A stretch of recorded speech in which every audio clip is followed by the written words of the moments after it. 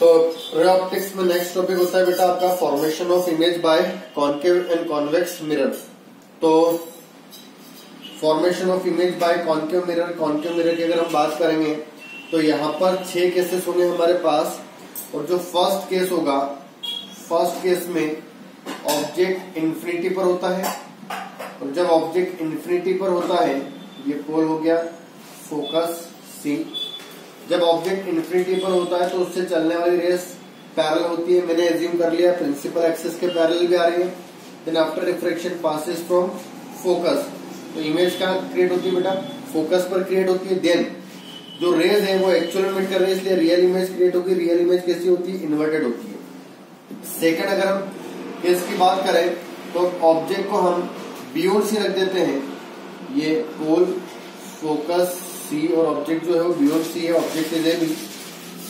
First ray of light parallel after reflection passes from focus. Second ray of light centre of curvature retrace path. तो दोनों first light second light दोनों इस point पर meet कर रही है, तो इसकी इमेज बनेगी A1 B1। तो इमेज जो है वो सी और एफ के बीच में बन रही है, रियल बन रही है, इन्वर्टेड बन रही है और डिमनेस बन रही है। ऑब्जेक्ट बना है, इमेज छोटा है। थर्ड केस की अगर बात की जाए तो इन थर्ड केस ऑब्जेक्ट जो होता है वो सी पर होता है, तो ये फोकस हो गया, यहाँ ये सी हो गया। Object is at C, A B is object. First light parallel after reflection focus. Second light जो है वो फोकस से पास हो गया, आफ्टर रिफ्लेक्शन ऐसे हो जाएगी। जो इमेज बनती है बेटा एक्चुअली वो जस्ट सी पर ही बनती है, अपोजिट फॉलो होता है इस तरह से, ठीक है। सेम साइज की बनती है, रियल बनती है और इन्वर्टेड बनेगी। जो हमारा नेक्स्ट केस होता है फोर्थ केस, उसमें ऑब्जेक्ट सी और एफ के बीच में होगा। First light parallel after reflection focus. Second ray of light focus after reflection becomes parallel. तो इमेज जो बनेगी A1 B1 वो कहां पर फॉर्म होगी बेटा? B और C फॉर्म होगी, मैग्निफाइड बनेगी, रियल बनेगी। करेक्ट। नेक्स्ट जो केस होता है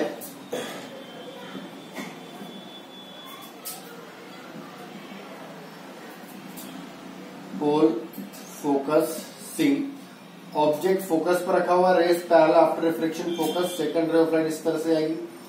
दोनों रेस कैसे जा रही है? पैरेलल जा रही है। अगर पैरेलल जा रही है तो बेटा कहां मीट करेगी? इन्फिनिटी पर। तो इमेज इन्फिनिटी पर फॉर्म होगा, रियल फॉर्म होगा, इन्वर्टेड फॉर्म होगा और वेरी लार्ज बनेगा। नेक्स्ट केस,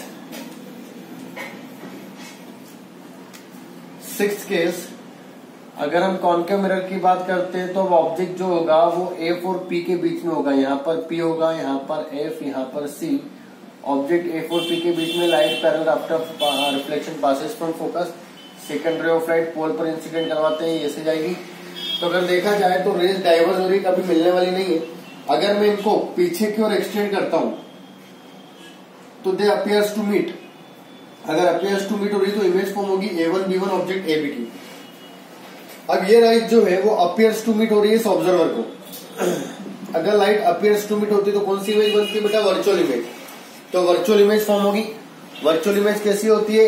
इरेक्ट होती है, ठीक है, और बिहाइंड मिरर फॉर्म होती है। तो यहाँ पर 6 केसेस होते हैं बेटा किसके? हमारे पास कॉन्केव मिरर के। सिमिलर 2 केस होते हैं कॉन्वेक्स मिरर के। इसमें फर्स्ट केस जो होगा कॉन्वेक्स मिरर का, इसमें ऑब्जेक्ट इन्फिनिटी पर होगा, पोल फोकस सी। जब ऑब्जेक्ट इन्फिनिटी पर होता है रेस पैरेलल होती है, after reflection appears to come from focus. अगर फोकस से आती हुई अपीयर हो रही है तो इमेज कहां फॉर्म होगी बेटा? फोकस पर फॉर्म होगी, रियल इमेज बनेगी, इन्वर्टेड सॉरी वर्चुअल इमेज बनेगी। अपीयर हो रही है तो वर्चुअल इमेज बनेगी, इरेक्ट बनेगी, पॉइंट साइज बनेगी। सेकंड जो केस होता है ये होगा आपका यहाँ पर pole focus C. Object in front of mirror कहीं भी रखेंगे,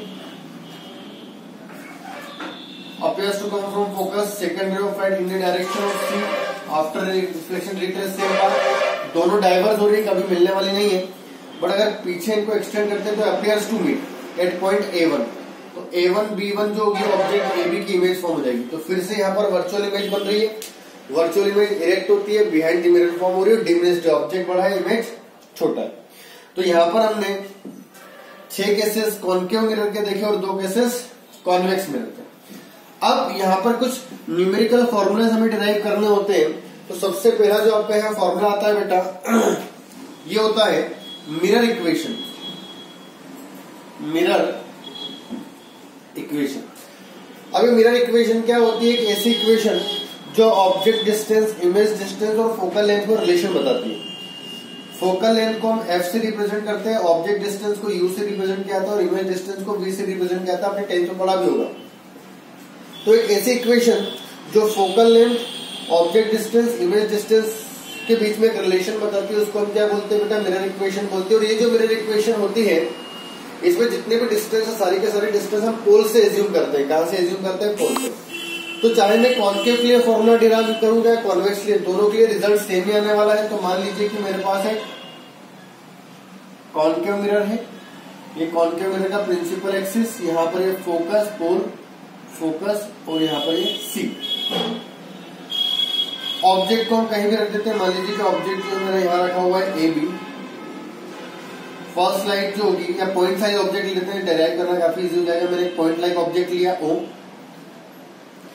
इससे फर्स्ट लाइट निकली, पासेस थ्रू सी, तो रिट्रेस करिए इस पाथ को।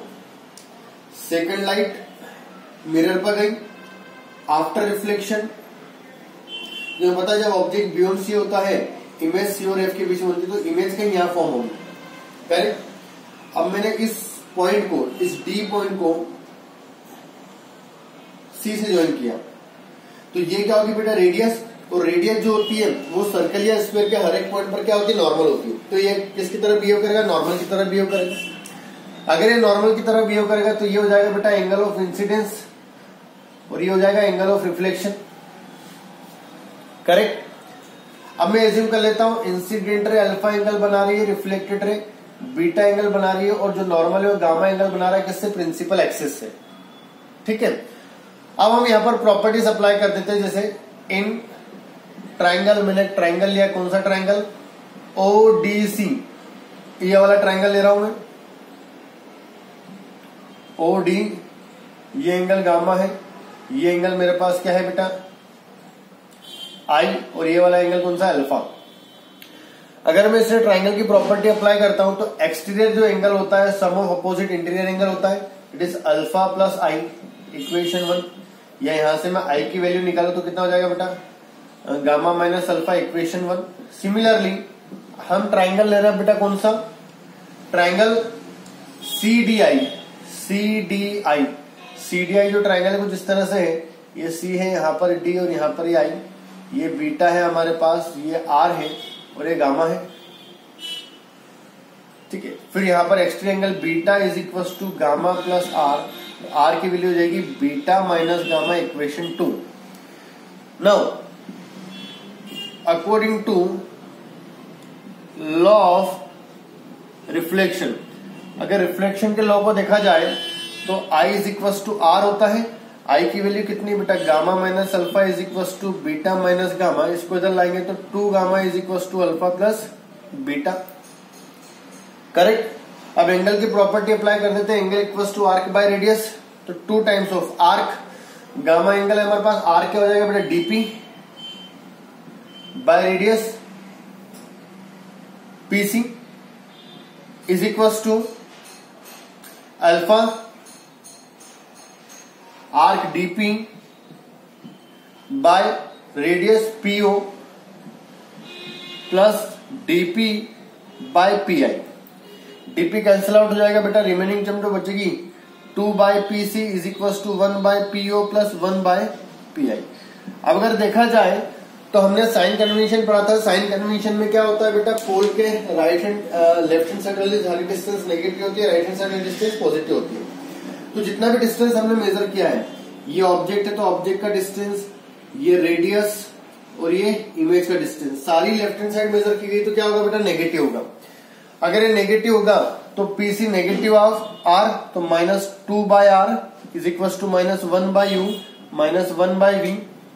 सब कुछ कैंसिल आउट कर देंगे, 2 by R equal to 1 by U plus 1 by V. अब एक रिलेशन है कौन सा? एफ इज इक्वल टू जो होता है वो आर बाय 2 होता है, तो 1 बाय एफ इक्वल टू क्या हो जाएगा बेटे? 2 बाय आर हो जाएगा। इस रिलेशन को हम डिराइव करेंगे अभी। इस रिलेशन को मैं यहाँ पुट कर देता हूँ 1/f is equal to 1/u plus 1/, ये क्या हो गया बेटा मेरे पास मिरर इक्वेशन। ठीक है, तो ये जो इक्वेशन होता है वो कॉनकेव और कॉन्वेक्स दोनों मिरर के लिए वैलिड होता है।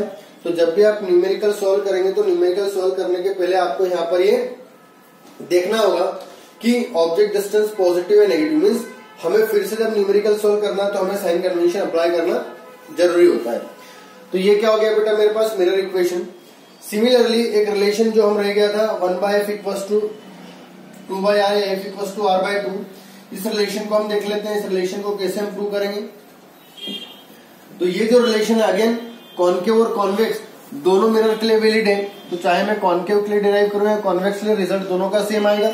फिर से अगर हमें न्यूमेरिकल सॉल्व करना है तो साइन कन्वेंशन अप्लाई करना पड़ेगा। तो मान लीजिए कि मेरे पास एक कॉनकेव मिरर है, ये पोल, ये फोकस, तो यहां पर ये सी। ऑब्जेक्ट जो है ये रहा A B, light parallel after reflection passes from focus, correct. इस पॉइंट को इससे ज्वाइन कर देते हैं, ये नॉर्मल होगा।